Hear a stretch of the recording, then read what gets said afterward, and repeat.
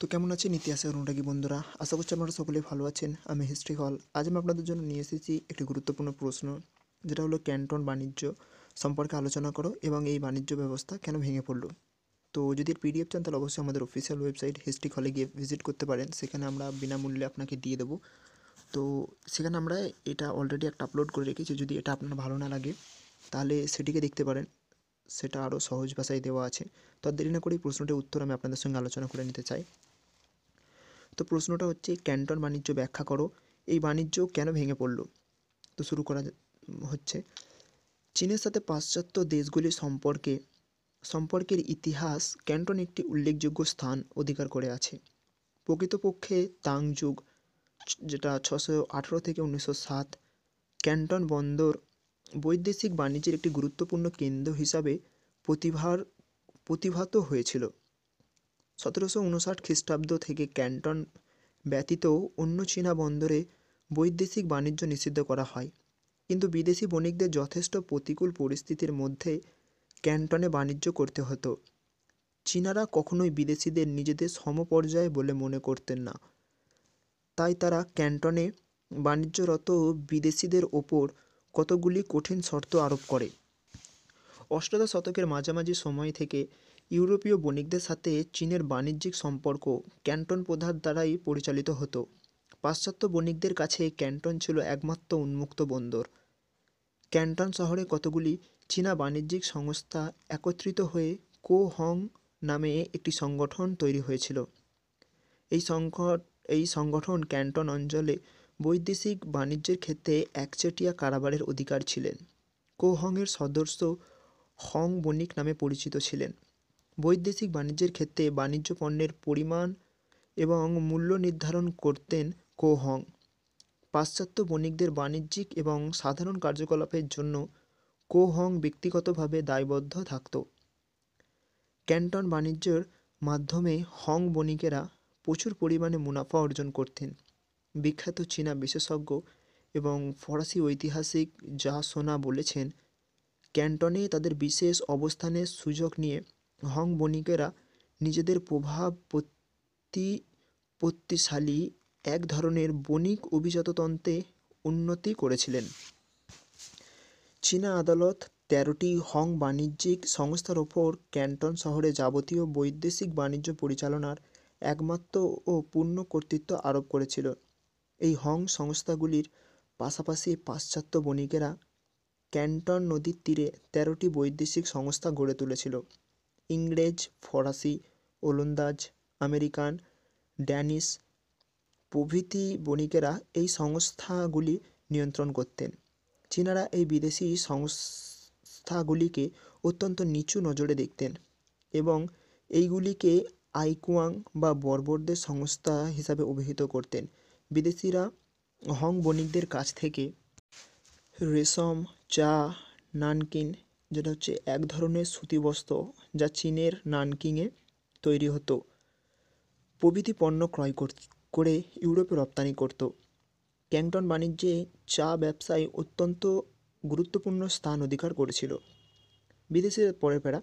বিদেশিরা মনে করতেন যে পশ্চিমের সাথে সম্পর্ক স্থাপনের ক্ষেত্রে চীন পশ্চিমী বণিকদের প্রতি এক ধরনের রুদ্ধদ্বার নীতি গ্রহণ করছে, কিন্তু চীনের আমলাতন্ত্র মনে করত রুদ্ধদ্বার নীতি নয়, বিদেশি বণিকদের প্রতিপত্তি চীনে যেন বৃদ্ধি না পায় সেই জন্য তাদের উপর এক ধরনের নিয়ন্ত্রণ আরোপ করা হতো।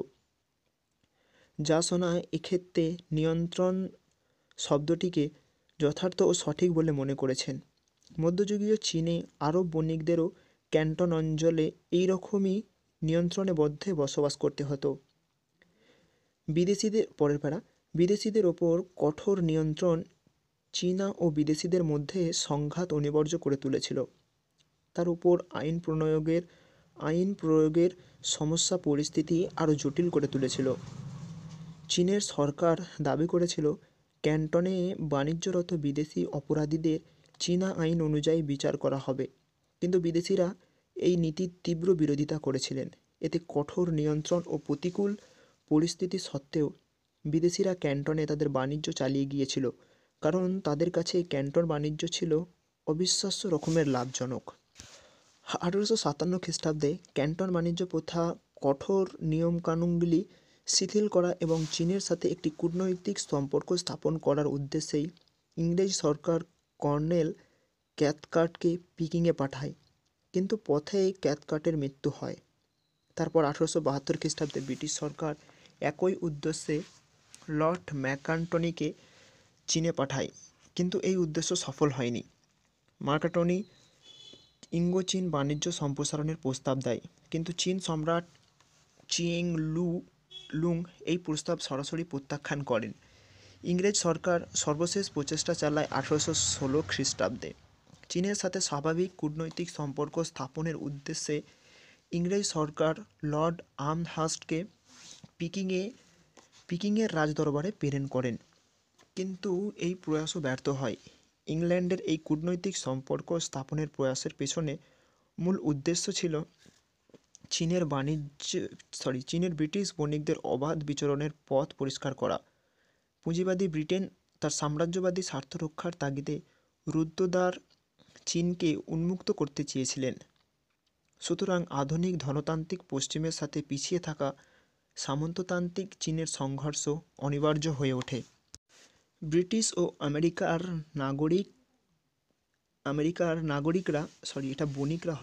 বণিকরা চীনের আফিমের চোরা ব্যবসা শুরু করলে চীনের সাধারণ মানুষ আফিমের নেশায় ক্রমে আসক্ত হয়ে পড়ে। বিদেশি বণিকদের কাছে আফিমের বেআইনি ব্যবসা অসম্ভব লাভজনক হয়ে ওঠে। আফিমের বিনিময়ে তারা চীনের মূল্যবান সম্পদ হস্তগত করতে থাকে, কিন্তু শেষ পর্যন্ত চীনা কর্তৃপক্ষ আফিম ব্যবসায় বাধা দেন। এই অবৈধ আফিম ব্যবসাকে কেন্দ্র করে 1839 সালে আফিম যুদ্ধের সূচনা হয়। এই যুদ্ধে ইংরেজদের হাতে চীনের শোচনীয় পরাজয়ের মাধ্যমে ক্যান্টন বাণিজ্য প্রথার অবসান ঘটে। আশা করছি এই নোটটি আপনাদের ভালো লেগেছে, এবং এই নোটটি সম্পর্কে যদি আপনাদের কোনো মন্তব্য থাকেন অবশ্যই আমায় করতে পারেন। এবং এই নোটের কোনো জায়গায় অনেক জায়গায় কিছু স্পেলিং মিস্টেক হয়েছে, যেটা আমি বলেছি ঠিকভাবে, আপনারা একটু শুনে সেটাকে ঠিক করে নেবেন, কারণ যখন এটিকে আমি লেখা হিসেবে নিয়ে এসেছি তো তখন এখানে একটু টাইপিং মিস্টেক হয়েছে। তো আশা করছি আপনারা বুঝে নেবেন, এবং যদি বুঝতে অসুবিধা হয় তাহলে আমাদের অফিসিয়াল ওয়েবসাইট historyhall.xyz সেখানে এই নোটটি অলরেডি আপলোড করা আছে, যার লিঙ্ক আমি ডিসক্রিপশানে দিয়ে দেবো। সেখান থেকে আপনারা ভিজিট করে চাইলে সমস্ত সংশোধন করে নিতে পারেন যে কোনখানে কী ভুল হচ্ছে, বা সেখানে আমি আরও একটা ভালো ধরনের প্রশ্ন দিয়ে রেখেছি, যেটা চাইলে আপনারা সেটিকে দেখতে পারেন। এবং এই প্রশ্ন রিলেটেড যদি আপনাদের কোনো মন্তব্য থাকেন অবশ্যই আমাদের করতে পারেন, বা আমাদের অফিসিয়াল ওয়েবসাইটেও গিয়ে করতে পারেন আমাদের কন্ট্যাক্ট করে, আর এখানে কমেন্ট বক্সেও করতে পারেন। আর যদি আপনাদের নিজস্ব কোনো প্রশ্ন থাকে আমাদের বলতে পারেন, আমরা সেটি তাড়াতাড়ি উত্তর নিয়ে আসার চেষ্টা করব। তো দেখা হচ্ছে পরবর্তী নতুন ভিডিওর সাথে। ভিডিওটা ভালো লাগলে অবশ্যই একটা লাইক করবেন।